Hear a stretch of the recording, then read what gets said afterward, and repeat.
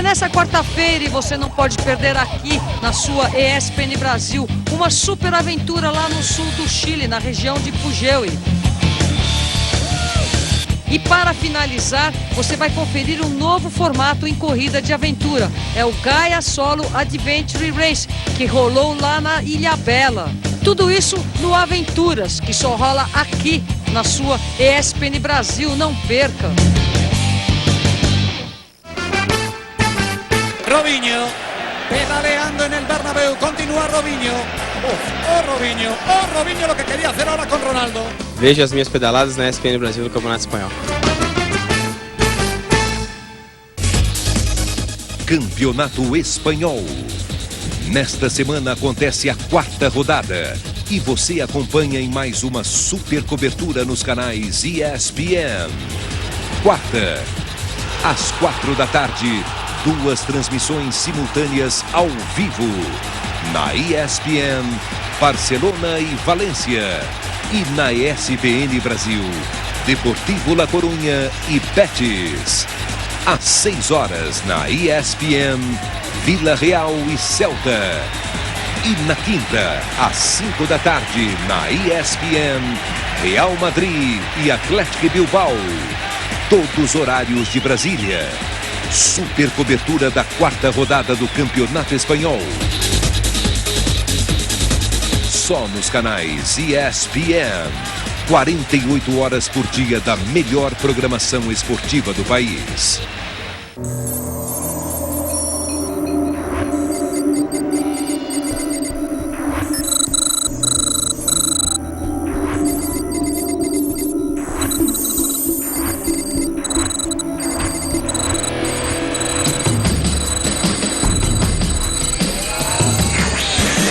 Gasolina Petrobras, dos nossos laboratórios para o seu carro. Petrobras, o combustível da equipe BMW Williams de Fórmula 1. Os aficionados pelas duas rodas vão ter a chance de acompanhar o segundo programa sobre a Copa do Mundo de Mountain Bike realizada no Brasil, em Santa Catarina. Guilherme Gibbs não teve jeito, quase me atropelou. Luciano Cadeira Lancelotti continua de olho nas principais feras nacionais e internacionais, além de exibir os melhores momentos do evento. Quarta-feira, às 11 da noite, só aqui na ESPN Brasil. Sport Center, a sua marca de jornalismo levado a sério. De segunda a sexta, no fim de noite. E aos sábados e domingos, às 8 da noite. Um super programa com tudo da rodada do fim de semana. Muita análise e informação. Sempre ao vivo. Só aqui, na ESPN Brasil. Onde você fica sabendo de tudo antes.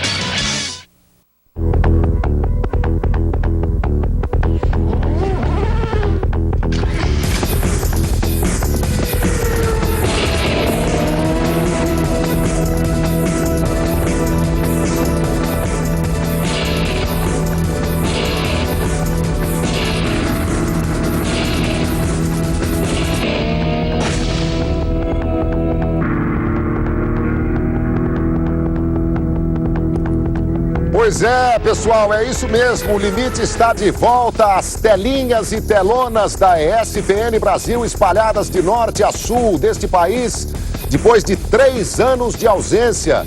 Para mim, uma alegria muito especial, porque afinal de contas eu também estou de volta à telinha da ESPN Brasil, de novo à frente deste programa, que teve um sucesso muito grande e, como eu disse, durante 3 anos ficou fora do ar.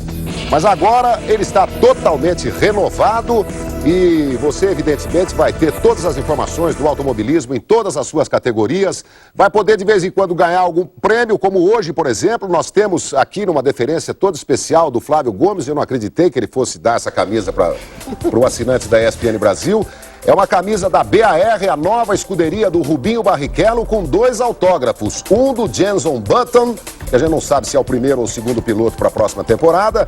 E a outra assinatura é do Henrique Bernoldi, o brasileiro que é piloto de testes da equipe inglesa. Tá certo? No final do programa vamos entregar esta camisa, porque hoje, excepcionalmente, nós estamos ao vivo. São 10 horas e 2 minutos aqui em São Paulo. Nós estamos fazendo essa edição de estreia do Novo Limite ao vivo na ESPN Brasil. E você pode mandar a sua mensagem, já recebemos várias. Estamos aguardando a sua, www.espn.com.br/limite. Mande a sua pergunta para cá, porque afinal de contas nós temos duas feras, dois especialistas, e o que enriquece sobremaneira o programa. Boa noite, Flávio Gomes. Tudo bem com você? Eu te vi quando eu era pequenininho, menor ainda, eu te via. Menor ainda? Pois é. Tá certo.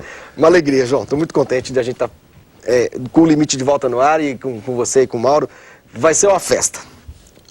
Mauro César Pereira, é uma alegria, eu que o conheci há pouco tempo, tê-lo aqui, e eu sei que você, como Flávio, é um especialista em várias modalidades, entre elas o automobilismo. É um prazer tê-lo aqui. Valeu, João. Boa noite, Flavinho também. O especialista aqui é o Flávio Gomes, né? Um homem com 17 anos cobrindo a Fórmula 1. Mas o legal é que a gente vai poder falar não só de Fórmula 1, mas também do automobilismo em geral, do esporte a motor, mostrar o que são as categorias que formam o automobilismo. Hoje mesmo, o assinante, o fã de esporte, vai poder conhecer um pouco mais da Stock Car, o que é por dentro essa categoria que ganha em popularidade e que faz corridas realmente interessantes com pilotos com grande experiência, enfim, mostrar de verdade o que é automobilismo, não só a Fórmula 1, mas tudo que envolve esporte motor. Ô Flávio, o seu esporte é futebol ou automobilismo, assim, o número 1? Eu acho que o automobilismo, até por força da profissão, né, João? Já estou muito tempo com esse negócio de corrida. Não, mas o prazer que o automobilismo te dá é o maior. Eu jogo bola pior do que eu dirijo. Então eu acho que eu estou mais para... Bom, é o seguinte, gente, o Flávio Gomes entende pacas, como se dizia antigamente, de automobilismo. E ele, entre outras maluquices, tem uma coleção de carros antigos. Ele já estava conversando aqui comigo, que vai trazer aqui umas miniaturas de carros antigos de corrida e tal. Ele é pequenininho assim, mas é maluco que nem gente grande. Você vai conferir agora nessa matéria do André Plihal, veja aí. Conforme o programa Loucos por Futebol mostrou, Flávio Gomes é torcedor roxo da Portuguesa. As excentricidades desse integrante do Limite não param por aí. Flávio Gomes é praticante de antigomobilismo, coleciona máquinas de até 70 anos, com uma predileção clara por DKVs. A maior parte da frota fica na garagem do prédio onde mora. São 7 carros e 2 motos. Vontade de pedir vaga emprestada, de alugar 2 e usar 3, aquelas coisas. Mas no fim eu acabo ficando perto dos carros, isso é importante, porque eu gosto muito de carros. Eu acho que eu tenho essa relação com o automóvel que é muito íntima mesmo. Eu gosto às vezes eu falo com os carros. Não apenas maluco. Colecionador de carros antigos tem de ser safo, conhecer os caminhos. Esse Jeep DKV 61 Candango não estava na vitrine da loja. Eu achei esse carro num sítio perto da represa de Guarapiranga, aqui em São Paulo. Nenhum carro está aqui à toa. Esse Passat 7.4 é o primeiro Volkswagen com motor na frente. Intervalo rápido nos veículos de 4 rodas. Vamos lá, aqui no cantinho tem o cantinho das 2 rodas. Essa lambretinha é uma lambretinha 69 brasileira, LI. 175 cilindradas. Ela tem esse charme aqui que é o sidecar, né? Que eu boto meus filhos aqui, os 2, e a gente sai por aí, por perto, né? Lógico, dando uma banda, os 2 de capacete, eu também e tal. E essa lambreta, como eu viajo muito por causa da Fórmula 1, eu vivo trazendo acessório para ela. Uma joia que eu pude dar uma voltinha.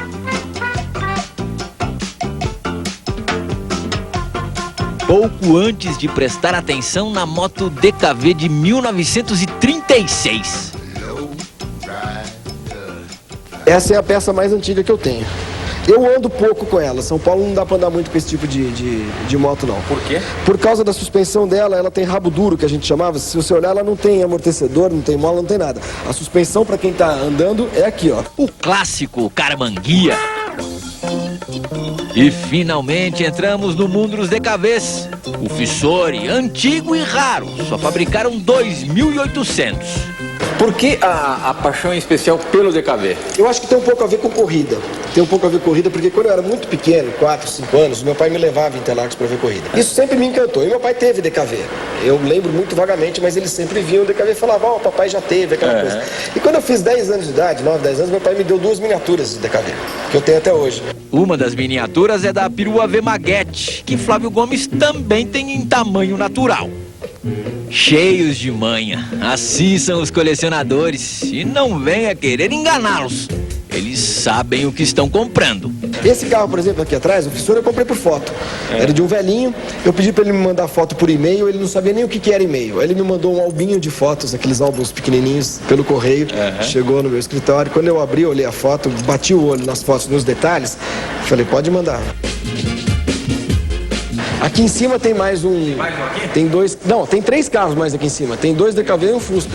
Um Fusca não. Um lindíssimo Fusca branco 66 1200. É um Fusca, né? Fusca é bem obrigatório, né? E Fusca pra mim tem que ser esse assim. Flávio Gomes agora tira a capa e apresenta o carro da família. Grande e variantosa. Variant 70, do ano do Tri. Quando o Brasil ganhou a Copa do Mundo, essa variante certamente saiu para comemorar. Cheio de moleque aí atrás com o porta-mala aberto. Se eu tiver alguma dúvida, manual do proprietário. E aqui tem... Esse é o meu primeiro carro antigo. Em 90 eu ia casar, vendi o meu carro de uso, eu tinha esse carrinho. E aí veio o plano Collor, eu fiquei sem o carro, sem o dinheiro, sem o apartamento que eu ia comprar, sem nada. Me sobrou de patrimônio isso aqui. Flávio Gomes não estava tão mal. Esse DKV é o que podemos chamar de cereja do bolo da coleção. Esse é um DKVzinho 62, modelo Belcar, que abre, a porta abre do jeito certo. Todo mundo fala que abre errado. Eu acho que errado é do outro jeito, porque aqui, quando uma mocinha de saia vai se sentar, esse carro vira o deixa ver. Entre as muitas propostas que já recebeu pelos seus carros, a do Belcar foi a mais indecente. Eu estava pondo gasolina no carro, num posto, de madrugada, quando desce um motorista de uma senhora, um sujeito de cap, luvas, na época de um carro caro, enfim. Aí ele veio para mim e disse para mim o seguinte: olha, minha patroa quer comprar o seu carro. Eu falei para ele, não está à venda. E ele voltou, foi até a patroa, voltou para mim e falou assim: olha, minha patroa insiste que quer comprar o seu carro. Eu disse: olha, meu carro não está à venda. Aí da terceira vez veio a senhora e falou para mim assim: faça um preço, meu filho. Aí eu falei para ela, chutei, falei $10 mil, que era uma grana na época, ainda é. E aí ela tirou a bolsa do talão de cheque da bolsa e começou a preencher o cheque. Eu falei, para que eu não vou vender.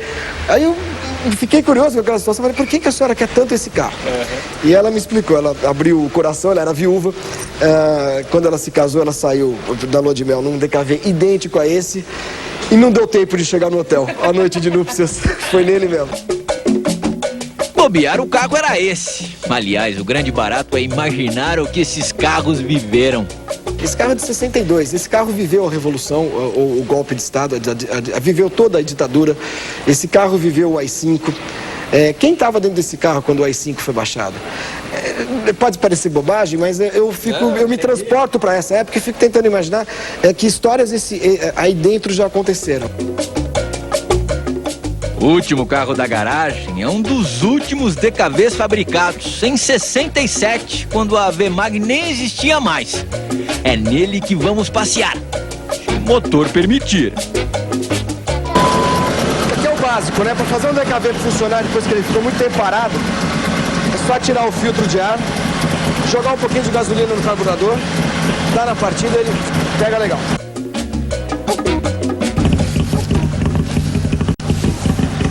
Porque o pessoal reclama de poluição, não é tanto assim. Na primeira esquina já dá pra constatar como o Flavinho, quer dizer, a DKV faz sucesso. Nossa primeira parada será na Batcaverna, a garagem de um flat, usado estrategicamente para Flávio Gomes esconder as novidades da mulher. Que tal essa maravilha de Kombi, ano 65, mineira de Pouso Alegre? Essa você comprou que dia?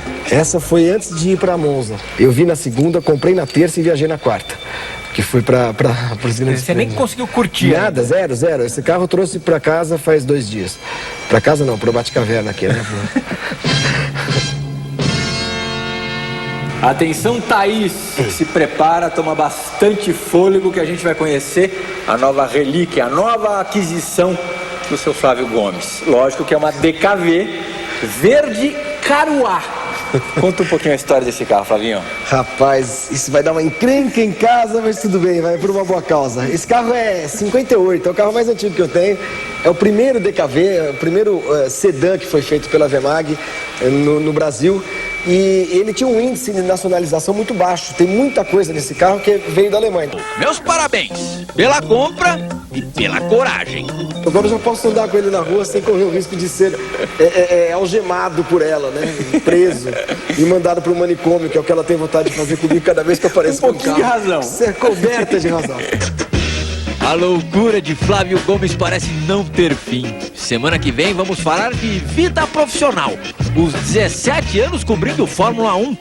Não é só com a principal categoria do automobilismo que Flavinho se importa. Espera que uma hora a gente chegue em Interlagos. A história de Interlagos, assim, esses 70 anos de automobilismo que a gente tem aqui dentro, isso tudo, quem está aqui respira mesmo.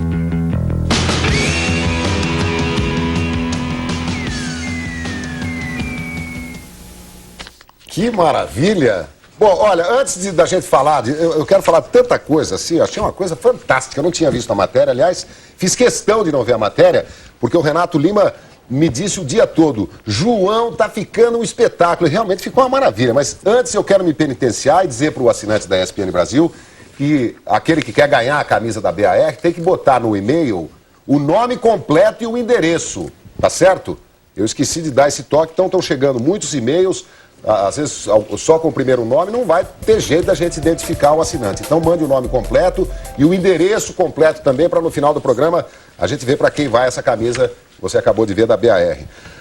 Agora, primeiro... Tem um quartinho lá na sua casa? Você está bem mais bonito aqui do que lá. Você está bem relaxado lá, hein? Quer dizer, você se preparou mesmo para fazer o programa. Mas isso é um detalhe. Passei perfume. Eu estou achando que você tem um prédio, porque essa história de... aluga 2 vagas e usa 3, conversa. Você tem quantos carros você mostrou lá? Acho que são 12, 11. É 12. Ah, mas é verdade, tudo emprestado. A vaga, tem um monte de amigo, né, João? Ah, tá. Quer o problema dizer, é que hoje... mora no seu prédio não tem carro, então. Não, é que às vezes sobra uma vaga. Sobrou uma. Mas o que é isso, bicho? Meu pai teve um Belcar e uma Vemaguete. Se eu soubesse... Guardava pra mim. Tinha guardado e vendia pra você por quanto? Fala aqui. Não vou falar não. É? Eu marco aqui, você lê depois. Eu compraria de você por isso aqui, ó, no máximo. Depende do estado também. Em que moeda? Real, uai. É? Agora, depois eu ia vender por isso. Você sabia disso, Mauro? Eu sabia, mas não com tantos detalhes, né? Agora, o que ninguém sabia é que o Flávio é o síndico do prédio. E por isso que ele consegue tantas vagas assim. Agora, se tiver uma caminha lá no seu apartamento, que foi eu dormir, que a Thaís hoje ela descobriu esse DKV novo aí. E ela tinha proibido ser de... Já proibiu faz uns 10 anos, mas não adianta nada. Mas hoje vai ser duro. Quando eu chegar em casa... Quer dizer, você é meio maluco mesmo, porque você torce pra Portuguesa de verdade e tem um prédio cheio de Belcar, Vemaguete, Kombi, tudo de verdade, variante, tudo andando. Variant, né? Variant. No interior eles falam variante. A gente chama de variante. Mais lá pro fundo eles falam ataio. Mas que coisa fantástica, viu? Mas são bonitos os carrinhos, vai, fala a verdade. Um mais bonito que o outro, eu preciso ir lá ver, você vai me convidar, não? Vou, a gente vai cobrir alguns eventos, a gente vai tudo na Kombi. Que é grande, cabe um monte de gente.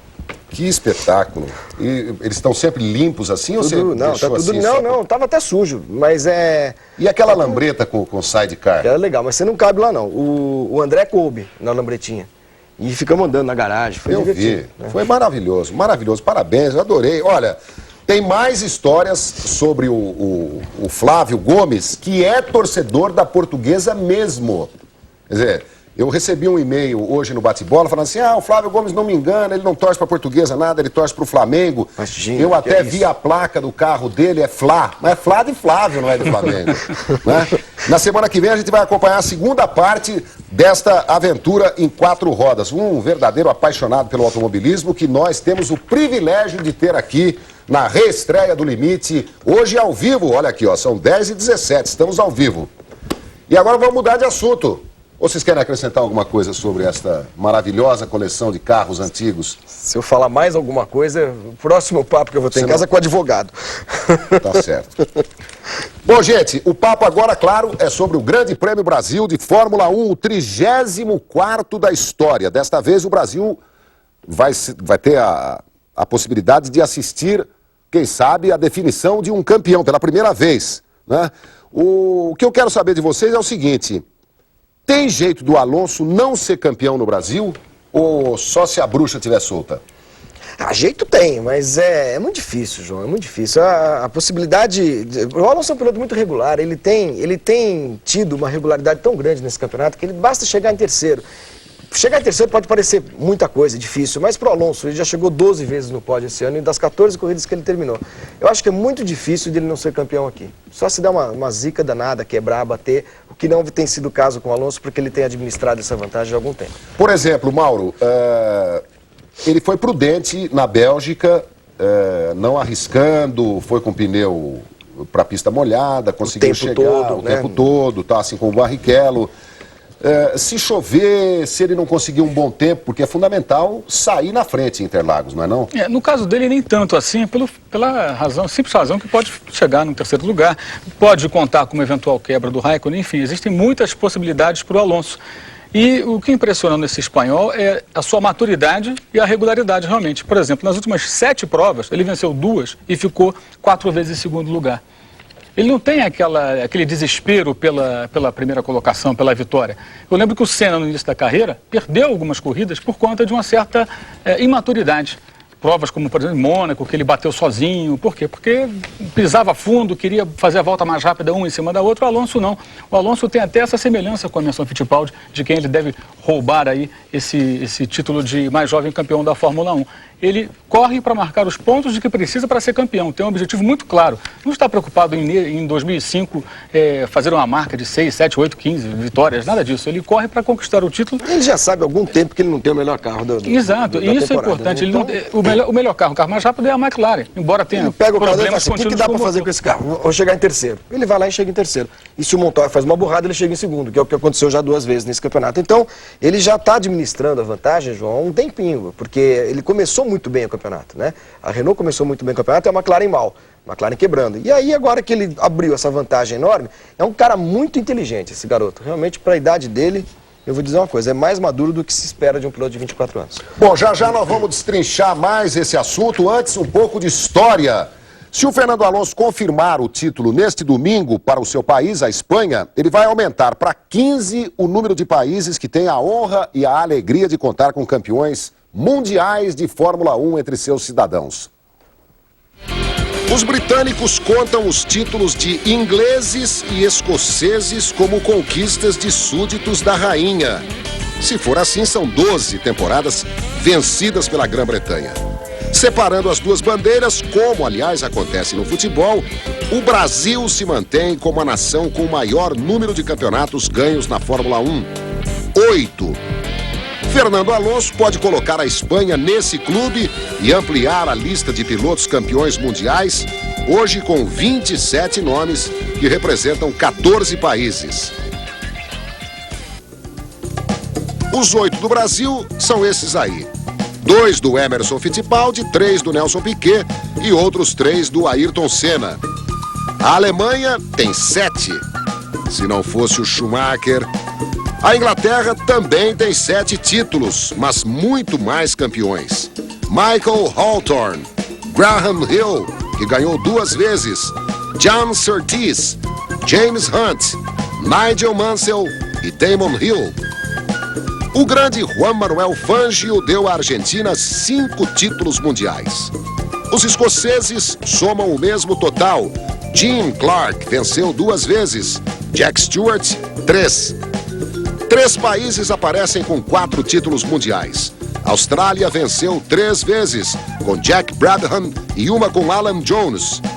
A Áustria foi representada por Jochen Rindt e pelo grande Niki Lauda, tricampeão da Fórmula 1.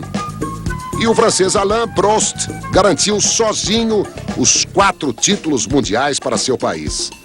A Finlândia aparece nas estatísticas com Keke Rosberg 1 vez e Mika Häkkinen bicampeão. A Itália também tem 3 conquistas, uma com Nino Farina, em 1950, e 2 com Alberto Ascari.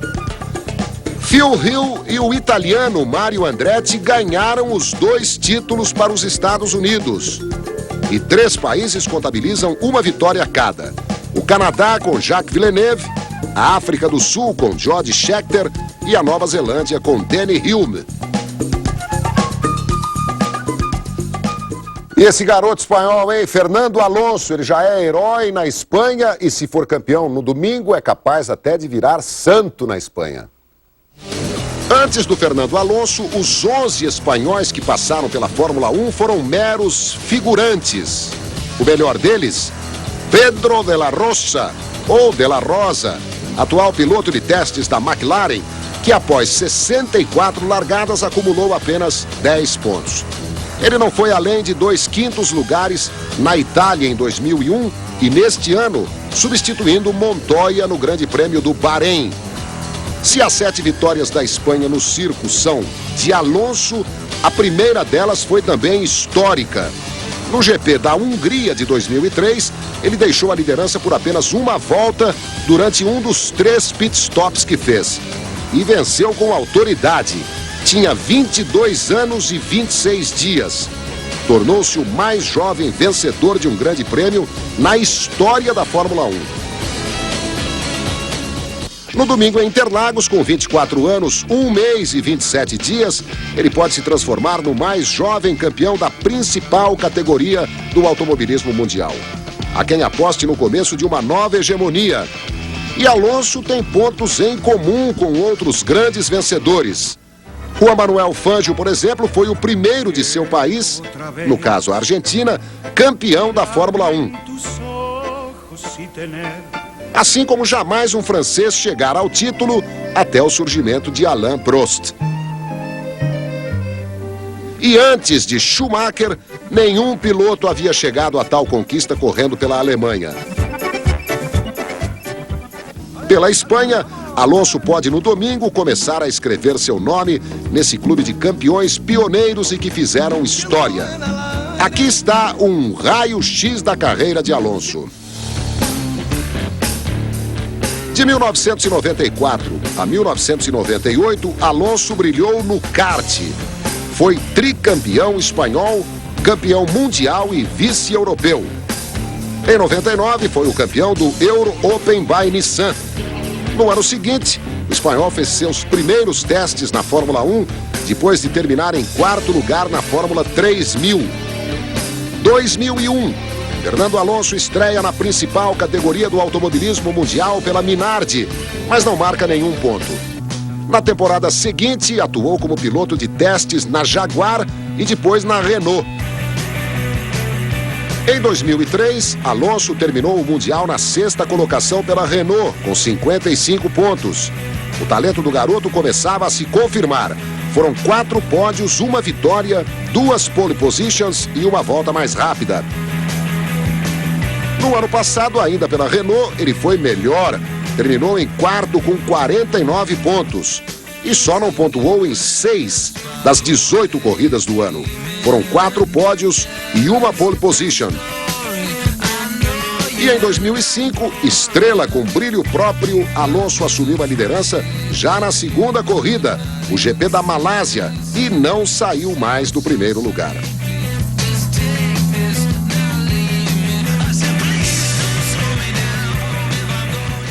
Pelo jeito tá difícil de segurar o moleque, hein? E ele é engraçado, cada vez que ele ganha uma corrida, ele vai fazendo assim com a mãozinha, né? 1, 2, quando ele ganhou a 6ª esse ano, ficou todo mundo torcendo para ele tirar as 2 mãos do volante para ver se ele fazia alguma besteira, mas que nada, ele tirou as 2 mãos do volante e o carrinho seguiu direitinho. Olha, o Alonso é o seguinte, o Alonso, quando ele ganhou a primeira corrida dele em 2003 na Hungria, foi uma vitória não marcante só pelo fato de ele ter sido mais jovem a ganhar uma corrida, como também ele colocou uma volta no Schumacher naquela prova.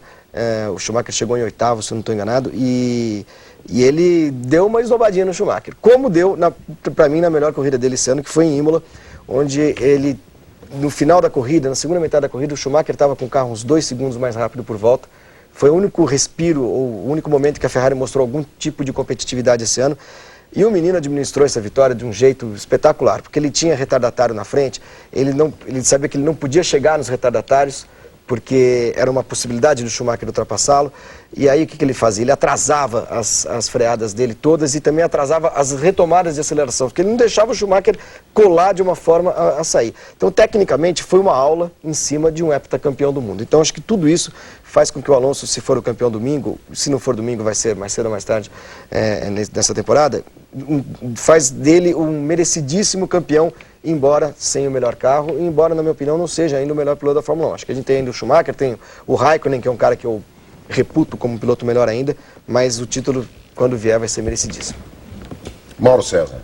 O interessante é que a Fórmula 1 mudou o regulamento nessa temporada, justamente depois de alguns anos de absoluta hegemonia da Ferrari e do Schumacher. A Schumacher ganhando todos os anos, aí a Fórmula 1 mudou radicalmente. E um dos itens do regulamento, né, era aquele da troca de motor, ou seja, trocou o motor, você perde 10 posições no grid. E justamente esse ano com duas corridas, né? O ano passado era um motor por corrida, agora esse ano um motor para cada 2 corridas. E se você troca, você perde 10 posições no grid. E aconteceu, isso nunca aconteceu com o Alonso na temporada, e ocorreu em 3 provas com o Kimi Raikkonen, na França, na Inglaterra e também na Itália. Ou seja, 3 provas que o Raikkonen largaria na frente, teria reais possibilidades de vitória, seria o favorito natural para vencer.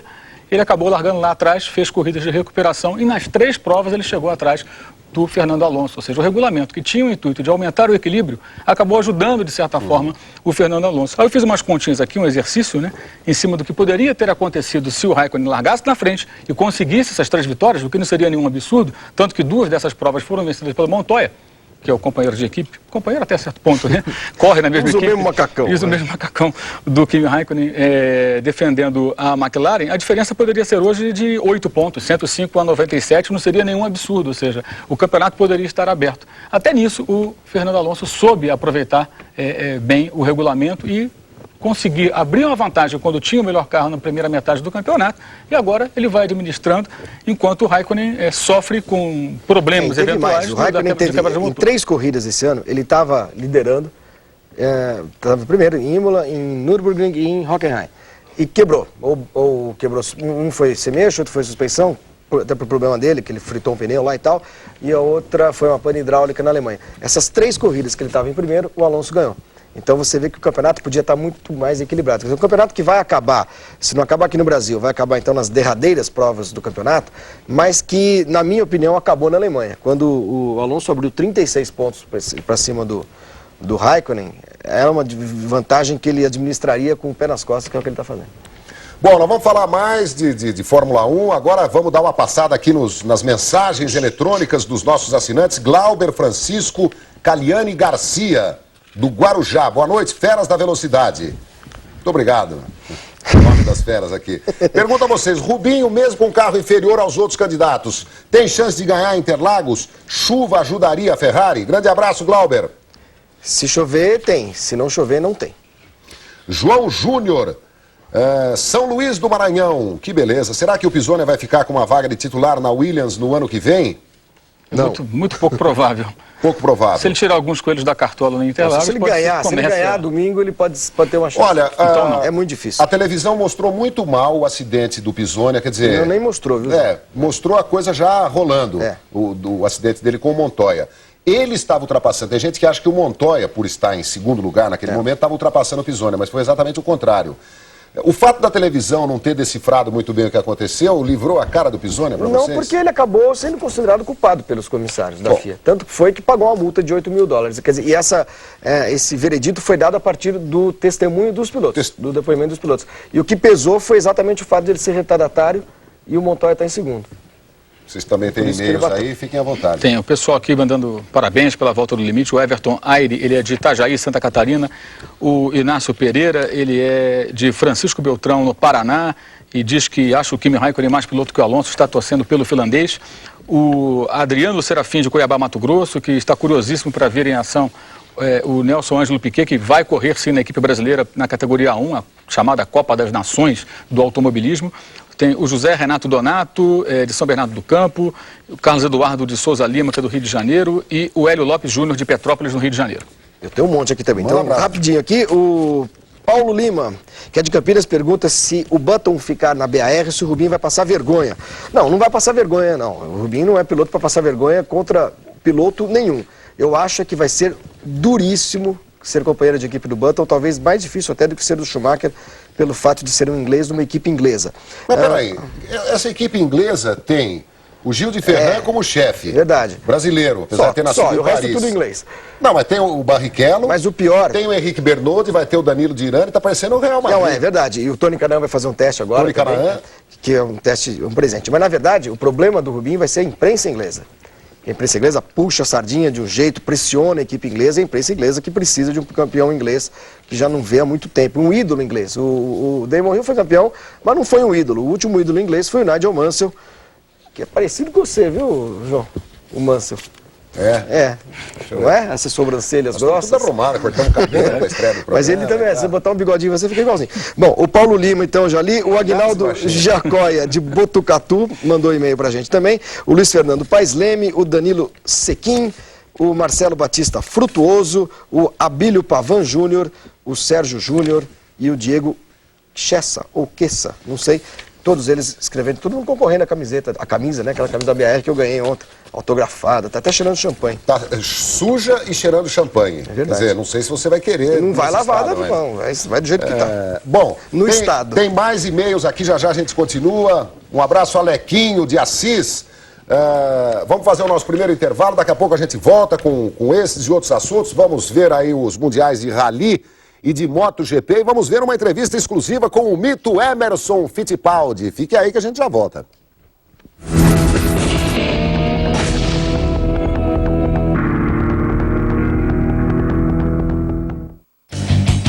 Nessa quarta-feira, e você não pode perder aqui na sua ESPN Brasil, uma super aventura lá no sul do Chile, na região de Pujehue.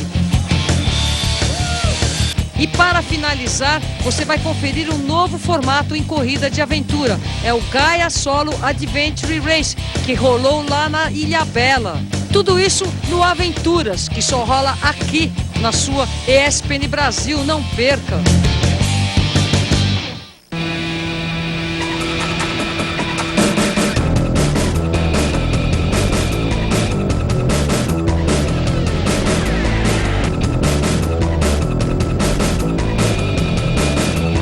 Para fazer a melhor gasolina, a Petrobras transforma pistas em laboratórios. Com uma diferença. Aqui não tem nenhum camundongo correndo. Petrobras, o combustível da equipe BMW Williams de Fórmula 1. Os aficionados pelas duas rodas vão ter a chance de acompanhar o segundo programa sobre a Copa do Mundo de Mountain Bike realizada no Brasil, em Santa Catarina. Guilherme Gibbs não teve jeito, quase me atropelou. Luciano Cadeira Lancelotti continua de olho nas principais feras nacionais e internacionais, além de exibir os melhores momentos do evento. Quarta-feira, às 11 da noite, só aqui na ESPN Brasil.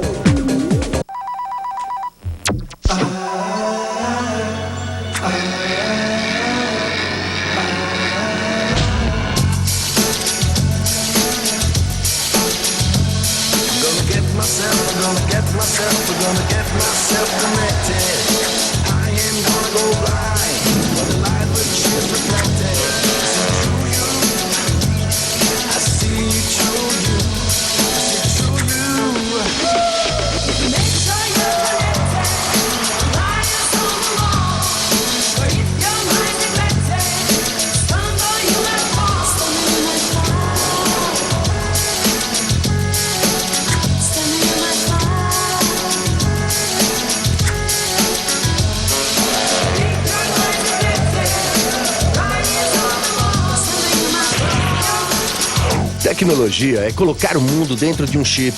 Claro chip, claro que você tem mais. Para o seu carro funcionar bem, só abasteça nos postos Petrobras, com a marca de olho no combustível.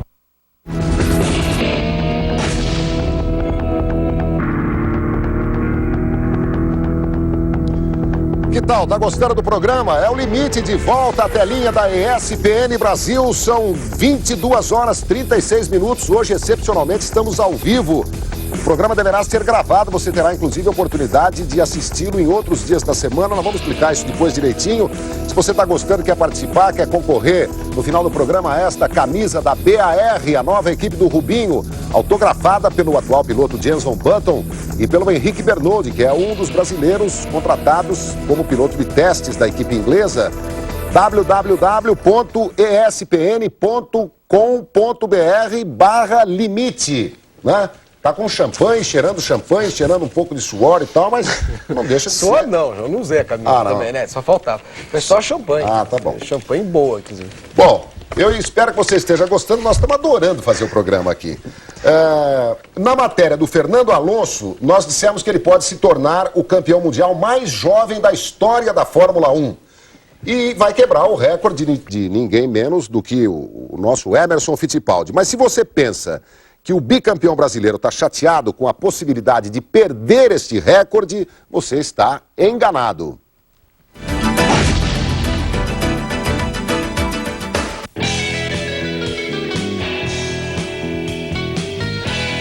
Até hoje, ele é o piloto mais jovem a conquistar um título na Fórmula 1. 10 de setembro de 1972, em Monza, na Itália, Emerson Fittipaldi conquistou seu primeiro título na categoria mais nobre do automobilismo mundial. Na época, o Emerson Fittipaldi tinha 25 anos, 8 meses e 29 dias. 33 anos, seu recorde, Emerson, está próximo de ser batido pelo espanhol Fernando Alonso. É possível e é uma marca que você se orgulha de ter? Eu me orgulho muito. Eu acho que é uma coisa que aconteceu assim pela sorte que eu tive na minha carreira de começar muito jovem, de chegar na Inglaterra, encontrar o Colin Chapman e de repente eu estava guiando a Lotus, que na época era Ferrari, era Renault, né, naquela época. Então aconteceu tudo muito rápido na minha carreira, eu tinha muito pouca experiência, muito pouca maturidade de vida, mas ao mesmo tempo experiência de conseguir receber uma carga, uma pressão muito grande. Todo atleta jovem, uma das coisas mais difíceis de você administrar é a pressão do esporte. E isso eu vejo o Alonso administrando muito bem, com a pouca idade que ele tem. Então, eu perdendo esse recorde, vai estar em ótimas mãos, porque o Alonso mostrou esse ano que ele tem assim, uma maturidade, ele tem uma base, uma formação que vem do kart muito forte. E com isso, esse ano várias situações, por exemplo, no Grande Prêmio da Itália, na Imola, quando o Schumacher estava nas últimas 5 voltas, tentando passar ele por dentro, por fora, ganhando o Grande Prêmio, ele não errou. E suportou toda aquela pressão. Eu queria que você falasse do início da sua carreira. Você falou que foi muito jovem. E como é que foi a sua passagem da Fórmula 3 para a Fórmula 1 e depois o início da sua carreira indo para a Fórmula 3? Eu tinha experiência no Brasil, né, de kart, de Fórmula V, de protótipo, que eu já estava correndo no Brasil e eu fui para a Europa acho que com 19 anos, 20. E aí eu cheguei no momento que a Fórmula Ford era uma categoria muito competitiva, muito barata, eu podia comprar uma Fórmula Ford.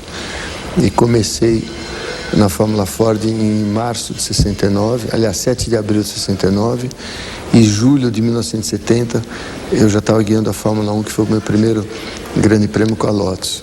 Então eu tive 1 ano e pouco até chegar na Fórmula 1, que para mim foi tudo meio surpresa, nunca esperava. Meu sonho era um dia pilotar a Fórmula 1. Não era nem ser campeão mundial, foi assim, um dia pilotar a Fórmula 1, no dia seguinte eu posso morrer, que eu vou morrer contente.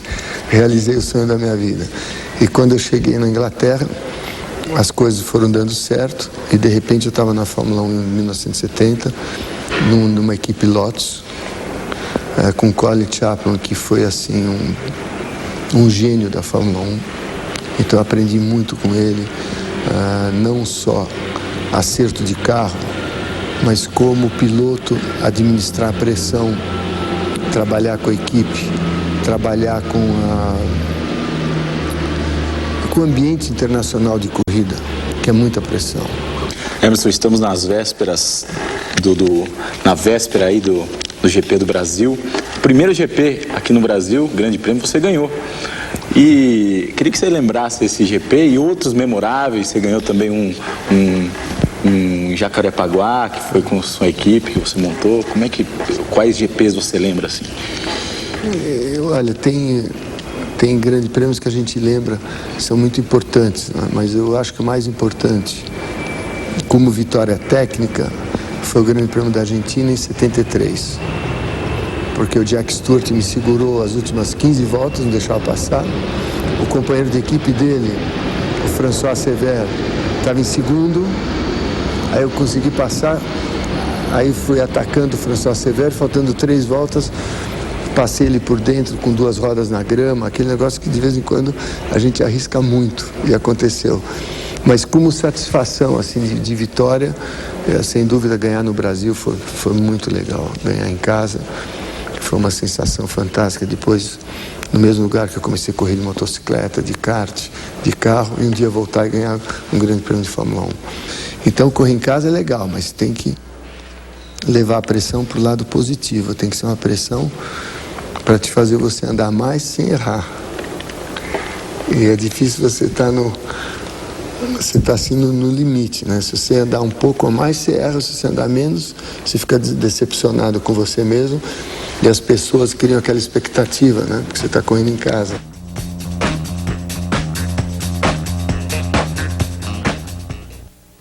Emocionante. Parabéns, Emerson Fittipaldi. Parabéns, Vinícius. Belíssima matéria.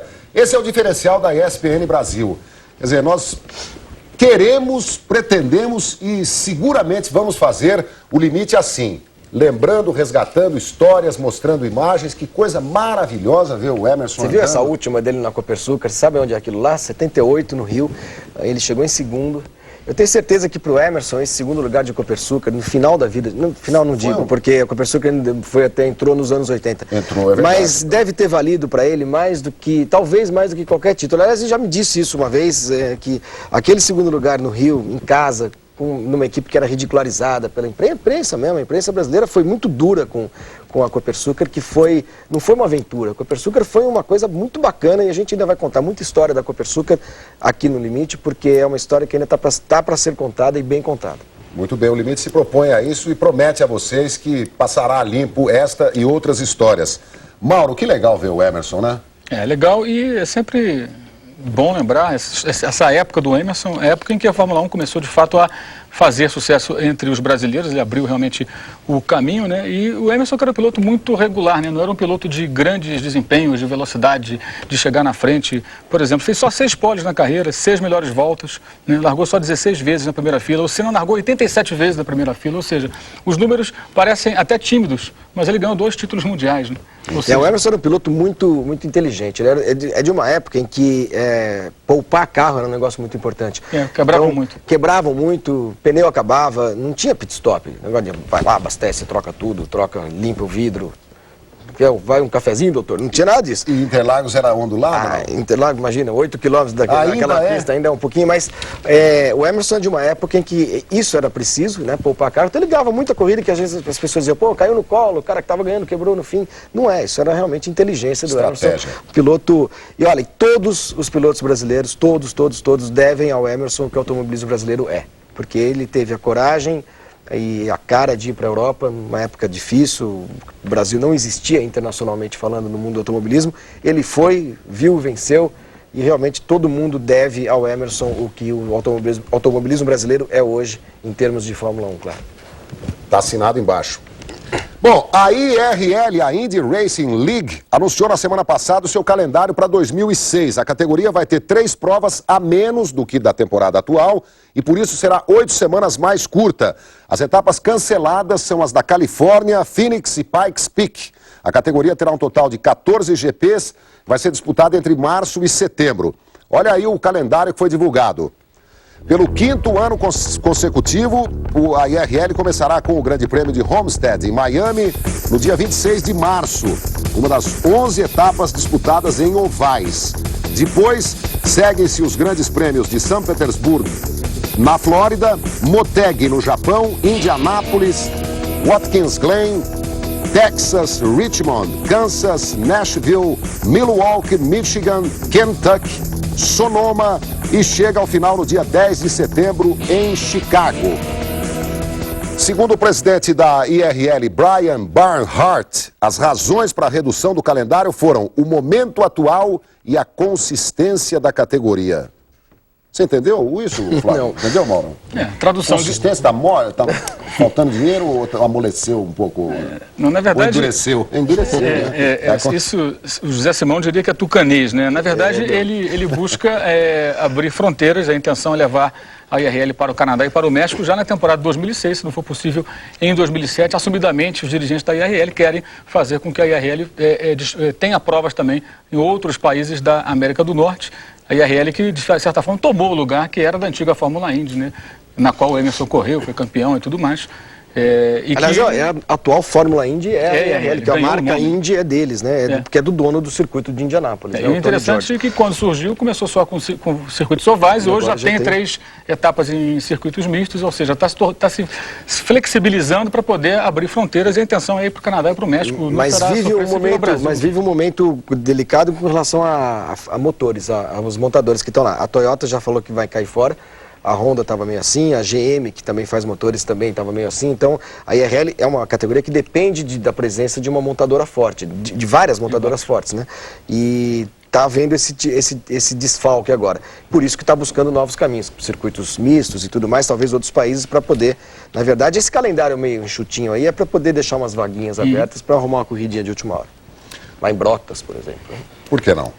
Olha aqui, nos campeonatos mundiais de MotoGP e de Rally, 2 pilotos poderiam ter conquistado o título por antecipação. Mas um acidente no Japão e uma tragédia no país de Gales impediram a festa do Valentino Rossi e do Sébastien Loeb. Tinha tudo para ser a etapa da conquista antecipada do título mundial de Rally pelo francês Sébastien Loeb. Mas após a morte do britânico Michael Park, ele abriu mão da vitória na etapa britânica, 15ª da temporada no país de Gales. Park era copiloto de Marco Martin, da Estônia. A dupla corria em um Peugeot que saiu da pista e colidiu com uma árvore. Com o acidente, Sébastien Loeb teria faturado o título pela Citroën, já que a equipe Peugeot retirou seus carros da prova devido à morte do britânico. Inclusive o do rival mais próximo do francês na luta pelo título, o finlandês Marcus Gronholm. Mas Sébastien Loeb abriu mão da vitória ao forçar uma punição e cair para 3º lugar. Com isso, o norueguês Petter Solberg venceu e assumiu o 2º lugar no campeonato. Agora, para chegar ao 2º título consecutivo do Mundial de Rally, o francês da Citroën terá que esperar a etapa do Japão entre os dias 30 de setembro e 2 de outubro. No Mundial de MotoGP, o italiano Valentino Rossi podia faturar o título por antecipação, mas no meio da corrida ele se envolveu num acidente com o compatriota Marco Melandri, com quem disputava a 3ª posição, e com isso teve que abandonar a prova. A partir da 13ª volta, a liderança passou a ser disputada entre o pole Loris Capirossi, da Ducati, e Max Biaggi, da Honda. Só às 5 voltas do final, Capirossi se distanciou e manteve a ponta até a linha de chegada. E com o tempo de 43 minutos, 30 segundos, 499 milésimos, o italiano garantiu sua primeira vitória na temporada.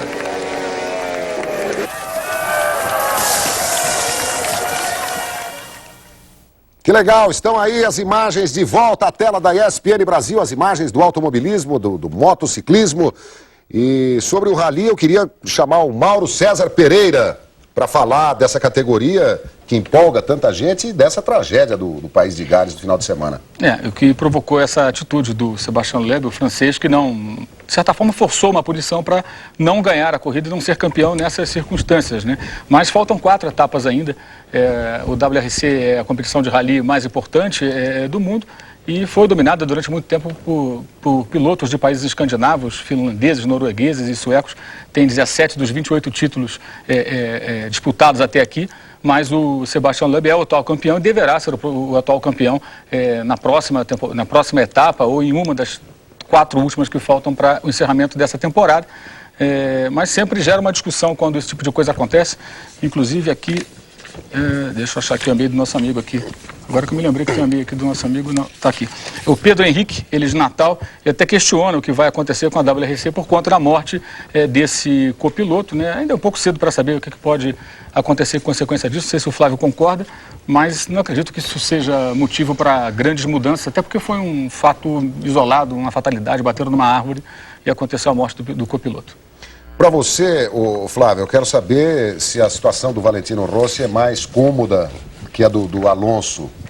O menino é imbatível, né? Bem mais. O Valentino deu uma barbeirou nessa última corrida aí, né? De Motegi, ele derrubou o Melandri, na verdade, mas a situação dele é muito confortável para ser campeão. O negócio do Valentino agora é saber qual vai ser o futuro dele, se ele vai continuar andando de moto ou se ele vai para as 4 rodas, se ele vai correr na Ferrari. Esse ano, 2006, ele deve ter, ele vem negando, mas ele deve ter um programa extensivo de teste com a Ferrari, preparando, quem sabe, para correr de Fórmula 1. Quanto ao Rally, rapidamente, quer dizer, o Rally, automobilismo em geral, tudo muito perigoso, é claro, o Rally mais ainda, e eu acho até que morre menos gente do que potencialmente poderia acontecer em Rally, especialmente em público, porque tem muita prova de Rally, não só no WRC, no Mundial, mas provas de Rally pelo mundo inteiro, em que público é guarda-reio, né? Quer dizer, o cara escorrega ali, e é muito fácil na terra ou na neve, que acontecem muitas provas em neve, ele vai parar onde tem gente. Então,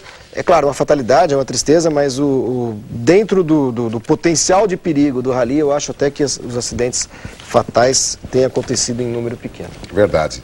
Mais uma rodada aqui de mensagens dos nossos telespectadores, dos nossos assinantes. O Frank Siqueira, de Brasília. Estava faltando um programa na ESPN Brasil sobre automobilismo. Boa sorte a todos. Quero participar do sorteio da camisa. Braulio Gerard, Porto Velho, Rondônia. Fico feliz pela volta do programa. Fazia falta um programa de automobilismo na ESPN Brasil. Estou ainda mais feliz por poder ver o Flávio Gomes em ação, já que sou frequentador assíduo do site Grande Prêmio. Uma pergunta, na avaliação de vocês, quais as chances do Pisoni a correr como titular em 2006? Vamos falar em couro, Mauro? Nenhuma, zero. Não, são pequenas, são reduzidas. O Gilson Gomes da Silva, de Álvares Machado, São Paulo, diz que está vendendo um carro de boi. Se você não quer comprar, que ele vai ficar bem no estacionamento do seu prédio. É o homem capaz de comprar também. Que não é? Olha lá, já perguntou aqui. O Alequinho, de Assis, diz que Massa vai ser a revelação da temporada pelo fato de ser arrojado e destemido, que guardadas as devidas proporções, é claro, ele lembra o Ayrton Senna. Marcos Vinícius de Oliveira, Rio de Janeiro, vocês estão de parabéns por trazer de volta o limite. O que mais? Vamos lá, o Júnior de Praia Grande, ele dá parabéns também a nós todos e pergunta como é que vai ser a temporada das duas Red Bull. A Red Bull comprou a Minardi, ele pergunta como é que vai ser da segunda Minardi. A segunda Minardi não vai ser, a ex-Minardi, nova Red Bull, não vai ser tão ruim assim não, porque o plano é pegar o carro desse ano da Red Bull, o equipamento todo, e transferir para a nova Minardi, né? Nova Red Bull 2, Minardi Júnior, sei lá como é que vai chamar essa equipe, mas é o equipamento desse ano, quer dizer, esse chassi que está aí, que era o antigo chassi da Jaguar, com o motor Cosworth. E a Red Bull principal vai ter motor Ferrari. Depois, deixa eu registrar aqui o e-mail do Guilherme Isashi Kobayashi, que é de Mogi das Cruzes, o Paulo Roberto de Lima, de Campinas, o Reinaldo Balbino Machado, de Vitória, no Espírito Santo, e finalmente o César Teles, que é de Blumenau, Santa Catarina. Mauro. Tem o Marlon Ribeiro da Silva de Ubatuba, ele é fã do Villeneuve. O Sérgio Azevedo de Natal no Rio Grande do Norte. O José Eduardo Caires de Araraquara, que é fã do João Carlos Albuquerque, está aqui rindo, aqui, soltando... João é cheio de fã, né? O pessoal gosta de você. É lógico. Mas tem uns que chamam você de mala aqui, mas eu não vou falar isso não. Também. Luiz Flávio de Oliveira Gomes, de Maceió, em Alagoas. Ele pergunta se o Tony Kanaan pode correr na BR. Não, ele ganhou um presente da Honda e vai ter a oportunidade de pilotar um Fórmula 1, mas não tem a menor possibilidade de sair da IRL e correr na Fórmula 1. E tem um e-mail muito interessante aqui do Caco. O Caco é de João Pessoa, na Paraíba. Ele diz que sonhou com o Trajano. E no sonho ele pediu ao Trajano a volta de um programa de automobilismo, no caso a volta do limite. Então ele está achando que sonhar com o Trajano... Pedindo a volta do programa? Pedir a volta do programa, tudo bem. O problema é sonhar com o Trajano. Brincando, chefe. Tá vendo? Quer dizer, coisas sobrenaturais também acontecem, vai saber. Saber quando foi esse sonho aí, né? Quando que o Trajano decidiu pela volta do limite. Bom, para você que gosta de velocidade, fique ligado na ESPN Brasil nesse final de semana. Sábado, 7 da noite, tem tem a 7ª etapa da Copa Brasil DTM Picape direto de Curitiba. E domingo, meio-dia, tem a 6ª etapa do Brasileiro de Rally em Ouro Branco, Minas Gerais. Mais um rápido intervalo aqui no Limite. Deixa eu ver se os dois comentaristas estão espertos aqui. Tem um destaque aí pro próximo bloco, Flávio? Tenho. Tem que ser o que está escrito aqui no roteiro, hein? Vou ler ali, ó. O Emerson Fittipaldi vai voltar no próximo bloco para falar um pouquinho da A1GP. Muito bem. Mauro, sua vez de chamar um destaque. Pois é, a Stock Car cresce cada vez mais no Brasil, movimenta dinheiro, patrocinadores e atrai milhares de torcedores a cada etapa. Muito bem. Então a gente volta já já.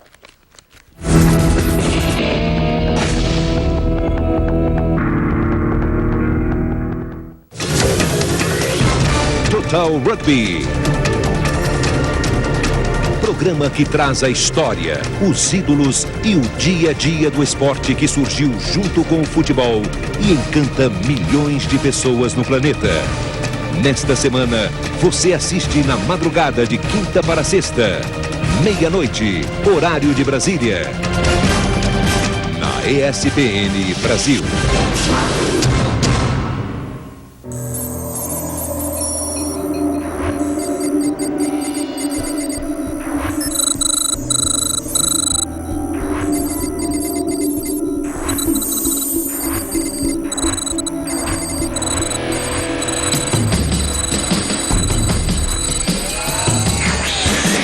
Gasolina Petrobras, dos nossos laboratórios para o seu carro. Petrobras, o combustível da equipe BMW Williams de Fórmula 1.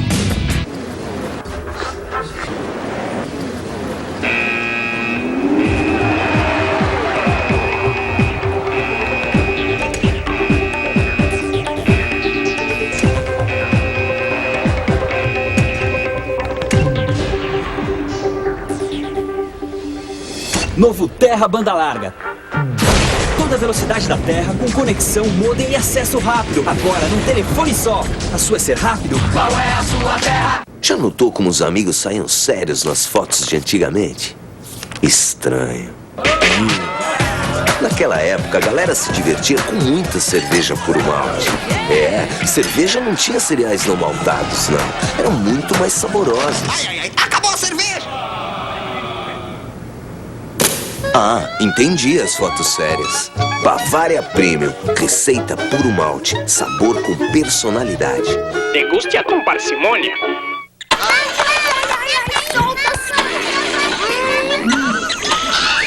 Para o seu carro funcionar bem, só abasteça nos postos Petrobras, com a marca de olho no combustível.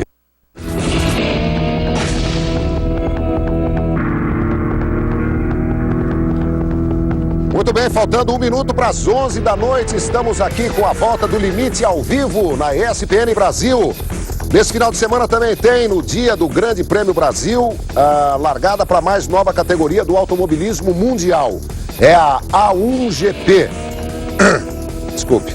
Primeira competição por países do mundo. Nelsinho Piquet, o filho, será o piloto da equipe que vai representar o Brasil, cujos dirigentes são nada mais, nada menos que Ronaldo Fenômeno e Emerson Fittipaldi. O bicampeão de Fórmula 1 também falou sobre a A1 com o repórter Vinícius Nicoletti. Veja aí. Eu queria que agora você falasse da nova categoria A1. Como é que é para você agora ser um dirigente, um carro também brasileiro? Como é que é esse projeto? O projeto é muito bacana, é um conceito novo lá do Sheikh Maktoum de Dubai, que a ideia dele é fazer uma categoria internacional com custo muito baixo, dando chance a países que nunca entraram na Fórmula 1, tipo Índia, China, Paquistão, África do Sul, México, a poder participar e estar competitivo. E quando eu estive na África do Sul em março e conheci os organizadores, eles me convidaram para me fazer uma parceria com o Ronaldo. Dois craques juntos. Então, 2 craques juntos. Aumentou ainda mais a responsabilidade. Eu espero que a gente possa trazer para o Brasil um pouco das alegrias que eu trouxe e das alegrias que o Ronaldo trouxe no futebol, né? Numa equipe. É possível um grande prêmio aqui no Brasil? Eu acho que tem grande chance de acontecer logo. E a primeira corrida agora, no dia 25, é o dia do Grande Prêmio Brasil. Nós vamos estar estreando a categoria em Brands Hatch. Já tem 25 países confirmados. Cada país tem um carro. O piloto tem que ser do país. E o nosso piloto, eu fiquei muito satisfeito porque nos testes ele foi o melhor de todo mundo que eu testei. O Brasil tem pilotos excelentes. O Danilo Dirani testou, o João Paulo Oliveira, o Rubem Carrapatoso. Se você tiver uma equipe hoje, quiser pilotos bons, o Brasil tem uma lista de 100 pilotos para colocar no carro. Foi muito difícil a escolha. Mas quem saiu muito bem foi o Nelsinho Piquet Júnior. E o Nelsinho que vai estrear. O Nelsinho que vai estrear. Então para mim era até muita emoção, né? Ver o Nelsinho guiando o meu carro, o carro do Ronaldo, a equipe Brasil, o mesmo capacete do pai. Foi muito legal sentir isso, ver ele trabalhar com ele, vai ser muito bacana.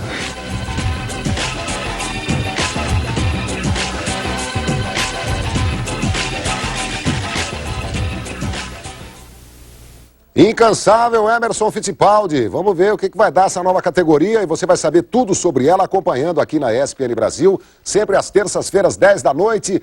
O Limite, que está de volta exatamente hoje ao vivo, já estouramos o horário. Vamos acelerar aqui, ó. 42 mil pessoas no Autódromo de Brasília no final de semana passado agora. Sabe por quê? Para acompanhar mais uma etapa do Campeonato Brasileiro de Stock Car, um sucesso cada vez maior no automobilismo brasileiro. 30 carros em 1 segundo. Um piscar de olhos pode ser a diferença entre o primeiro e o 10º colocado. A Stock hoje está num nível muito bom, tanto das equipes como dos pilotos, tudo. Não é, as equipes aqui são equipes extremamente experientes, experientes em outras categorias, experientes na Stock Car. E é o mesmo dos pilotos, não tem piloto novo. Piloto novo é piloto novo na Stock, mas já vem de uma carreira longa em outras categorias aí. Quer dizer, o equilíbrio é muito grande hoje. E a galera adora o pega. A média de público da Stock Car na última temporada foi de 28 mil pessoas, o dobro da média do Campeonato Brasileiro de Futebol. Na etapa de Brasília, um recorde. 42 mil pessoas assistiram à vitória de Cacá Bueno, o líder do campeonato. A Stock Car é a principal categoria do Brasil, a principal da América do Sul. Eleita pelos jornalistas internacionais a 5ª melhor categoria de turismo do mundo. Então, vale muito a pena. Vale tanto a pena que a Stock Car chega à sua 26ª temporada com outro recorde, o de pilotos. São 70 carros inscritos entre a categoria principal e a Light, um crescimento de 60% em relação ao ano passado. E tem caras conhecidas, gente de renome, rodada. 5 pilotos já passaram pela Fórmula 1. Eu decidi, na verdade, voltar ao Brasil. Eu queria voltar a morar aqui com a minha família, com meus amigos e, naturalmente, continuando correndo de carro. E a categoria mais competitiva no Brasil, hoje em dia, é a Stock Car, que, aliás, é uma categoria que vem crescendo bastante, vem contando cada vez mais com o apoio dos patrocinadores, da torcida, do público. Então, uma vez que eu voltei para cá, foi natural que eu viesse competir na categoria. Os pilotos que tiveram experiência no exterior, voltando para a Stock Car, acho que dá uma percepção para o público quão importante é a categoria. E tem muita gente aí, como o Burt, o Christian, a minha volta, que foi um dos primeiros a vir a retornar à categoria. Isso dá um valor, isso está provado com o índice de audiências, de televisão, recorde de público a cada corrida. E hoje você pega a Stock Car, não tem categoria no mundo que seja tão competitiva como ela. É bom também voltar para o Brasil. Encontrar velhos amigos, encontrar várias pessoas que participaram na minha carreira, principalmente no começo dela. A Stock está atravessando uma fase fantástica e eu pretendo correr aqui ainda durante muitos anos. A Stock Car também atrai novas montadoras. Em 2006, a categoria deixou de ser monomarca. Além da Chevrolet com o Astra, agora a Mitsubishi entra no páreo com o Lancer. Nós já prevíamos há 5 anos atrás a abertura para outras marcas. A Mitsubishi entrou este ano. No ano que vem deveremos ter a presença de uma 3ª marca. Nosso objetivo é chegar em 2007 com pelo menos 4 marcas disputando o campeonato. Na realidade, eu ajudei bastante essa parte toda de negociação com a Mitsubishi. Esse trabalho todo que está aí hoje, que está dando esse resultado todo na categoria, é um trabalho que no passado nós começamos um pequeno grupo de trabalho, Carlos Coll, eu, Paulo Gomes, aonde nós já vislumbramos lá atrás que um dia nós queríamos ter uma categoria multimarcas. Bom para o público, bom para os pilotos, bom para as montadoras. A Stock Car é hoje uma das categorias mais rentáveis do automobilismo brasileiro. Um negócio que movimenta cerca de 110 milhões de reais por ano. Recentemente é que ela atingiu um patamar de excelência e todo o mercado publicitário agora reconhece na Stock Car uma grande ferramenta de marketing, tanto para a exposição de suas marcas, como para fazer marketing de relacionamento, trazer seus clientes, seus convidados. Então aqui é sempre uma grande festa para os patrocinadores. É uma festa também para as cidades que sediam a prova e para as pessoas que trabalham no evento. Entre o pessoal das equipes e da organização, a Stock Car gera cerca de 9 mil empregos diretos e indiretos por ano. Durante as 12 etapas da categoria, o impacto econômico nas cidades sedes gira em torno de 24 milhões de reais. A gente leva mais ou menos 500 pessoas, o nosso circo fixa, e depois contrata de 300 a 400 pessoas de serviço na cidade em cada evento. Então isso movimenta toda a rede hoteleira, bares, restaurantes, toda a parte de serviços da cidade e do comércio, né? Então é um impacto econômico importante. E tudo isso nos indica que o crescimento da Stock Car ainda vai continuar por muito tempo. Crescendo e encantando, a disputa por milésimos fascina público e pilotos. Neste circo, a tração é garantida a 220 km por hora. Que legal, belas imagens, parabéns mais uma vez, Vinícius. Olha aí a Stock Car, legal. Olha, quando eu comecei a fazer o limite aqui em 98, acho que na primeira semana eu fui a Buenos Aires acompanhar o lançamento da equipe Peugeot do Super Turismo Sudã. Um dos pilotos era o Cacá Bueno. E a ascensão desse garoto foi uma coisa fantástica, parabéns ao Cacá. Estou revendo aí o Ingo Hoffmann, que não via há muito tempo, assim, tão próximo, né? Agora, de novo, o Chico Serra se desculpando, dizendo, não, eles não são jovens, não, eles têm experiência e tal, porque ele continua sem ganhar em Brasília, apesar de ser um grande campeão e um sucesso total a Stock, né? A Stock, puxa, quando você começou, corria de Opala ainda, você lembra, né? Hoje são duas marcas, há uma possibilidade de a Fiat entrar, de a Volkswagen entrar também, e é um campeonato que, acima de tudo, tem muito público e tem muitos pilotos bons. O Cacá é um excelente piloto, está liderando o campeonato, ganhou domingo em Brasília de ponta a ponta, ele não é só o filho do Galvão Bueno, está longe disso, o Cacá é realmente um excelente piloto de turismo, e a Stock Car é uma categoria que está valendo a pena. É legal, é uma categoria boa, acho que às vezes tem carro demais, né, no grid, em algumas provas 40 carros, em alguns circuitos até um pouco perigoso, mas por tudo que a Stock evoluiu de uns 3, 4 anos para cá, a gente só tem a comemorar e a prever um futuro muito mais promissor. E estava um calor em Brasília que foi de arrepiar para a moçada, né, Mauro? E o Ingo Hoffmann, que é o maior campeão da Stock, fez uma corrida sensacional, né? Largou pois furou o pneu no finzinho, coitado. Exatamente, estava em quarto lugar, já tentando chegar à terceira posição, quando ele teve um problema no pneu dianteiro esquerdo, né? Ele que já deu à Mitsubishi a primeira vitória da montadora japonesa nessa categoria na Stock Car no Brasil. Mitsubishi entrou com o Lancer esse ano e já ganhou uma corrida. É só a carcaça, né? É bom a gente deixar bem claro que os carros são todos iguais, né? É o mesmo chassi, o mesmo motor. Mas aí muda a carcaça, a bolha. Lembra quando você brincava do Autorama? Não tinha? Não, você não brincava do Autorama? Brincava, opa. Tinha a bolha do carrinho que você pintava e tudo mais? Então, na Stock só troca a bolha. A bolha do Astra... você tem? 41. Ah, tá. Alguma mais que ele te interrompeu? Você quer falar mais alguma coisa? Não, só isso só. E o Cacá Bueno está muito perto do título, né? Ele é o vice-campeão, chegou em segundo nas duas últimas temporadas, mas tem aí 121 pontos, o Verrosser tem 82. Mesmo se houvesse o descarte, que os dois piores resultados são descartados, ele ficaria com 109, teria aí 27 pontos de vantagem, tem realmente uma possibilidade muito grande de finalmente conseguir o título da Stock Car. Bom, o limite está chegando ao fim, mas antes da gente ir embora, uma dica cultural para os apaixonados por automobilismo. Manda aí a dica, Plihal.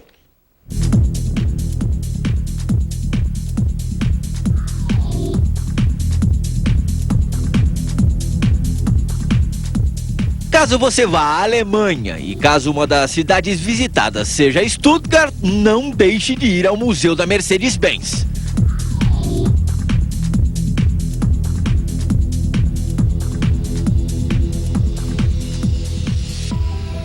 Caso você não queira gastar muito, fique tranquilo, é de graça. Pegue esse ônibus na porta da fábrica e conheça um pouco mais da estrela.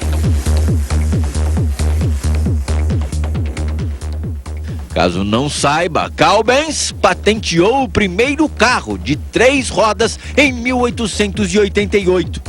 Gottlieb Daimler, que no futuro seria seu sócio, também gostava de inventar. Foi ele quem criou a roda de aço. Veículos desse período, até veículos do nosso período, se misturam e fazem parte de uma galeria de 90 automóveis. Veja todos, caso você tenha tempo.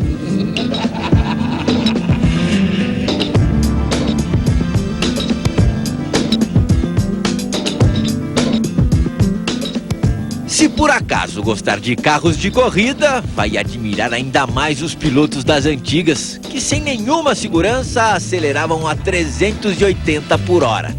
Coragem e talento renderam a Juan Manuel Fangio 5 títulos na Fórmula 1.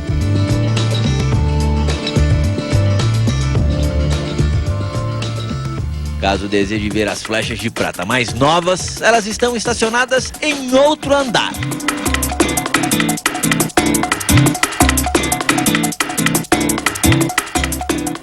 Deixamos a boa notícia para o fim. Se por acaso essa sua viagem está programada para a época da Copa do Mundo, que sorte! Você já vai ao novo Museu da Mercedes, bem pertinho daqui, super moderno, pelo menos 3 vezes maior.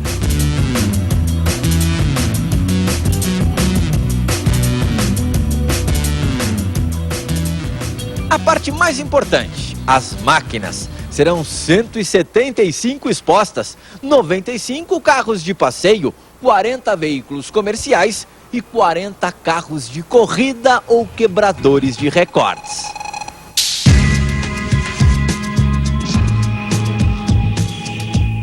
Caso queira acompanhar as obras, vá ao site mercedes-benz.com/world. Caso não tenha computador, não tem problema. Quando o novo Museu da Mercedes estiver pronto, a gente mostra. Veja sempre o limite. Caso tenha compromisso, grave.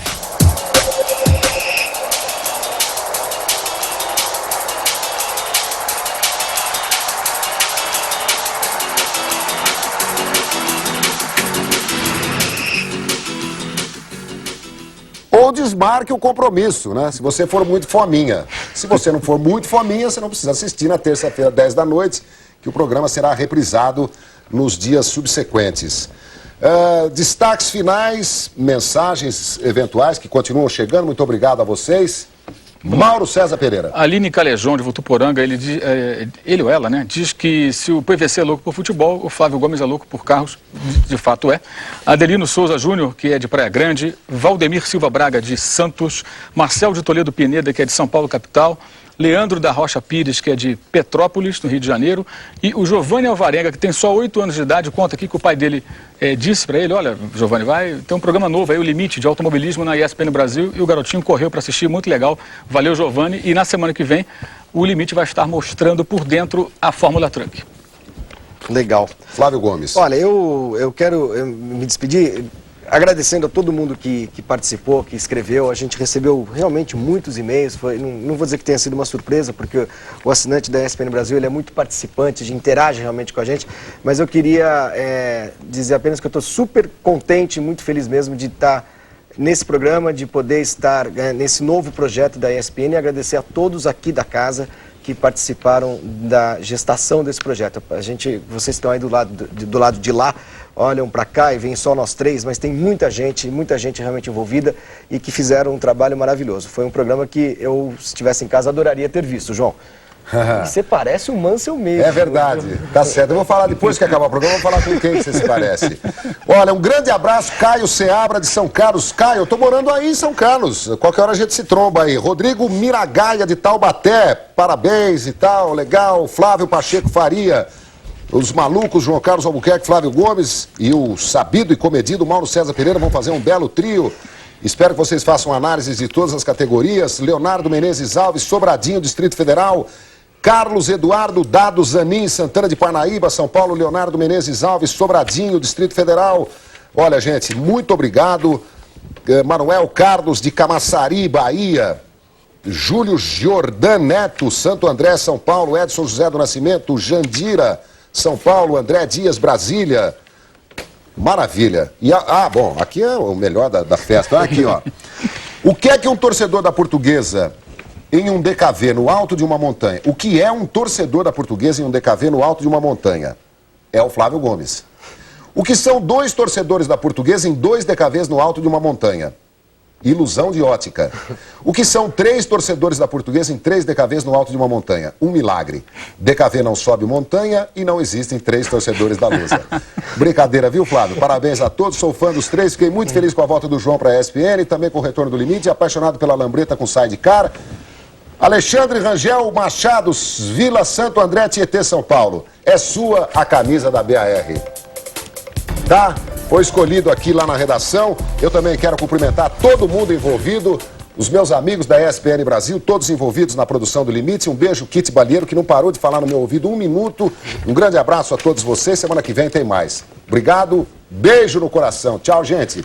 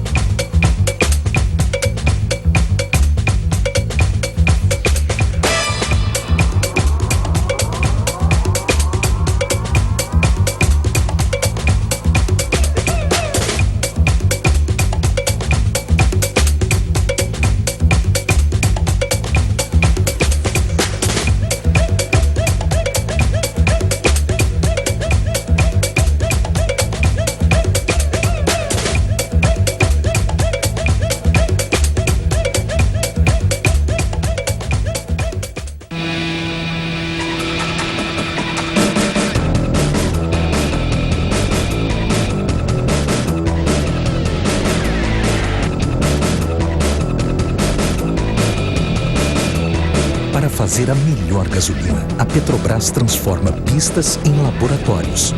Com uma diferença. Aqui não tem nenhum camundongo correndo. Petrobras, o combustível da equipe BMW Williams de Fórmula 1.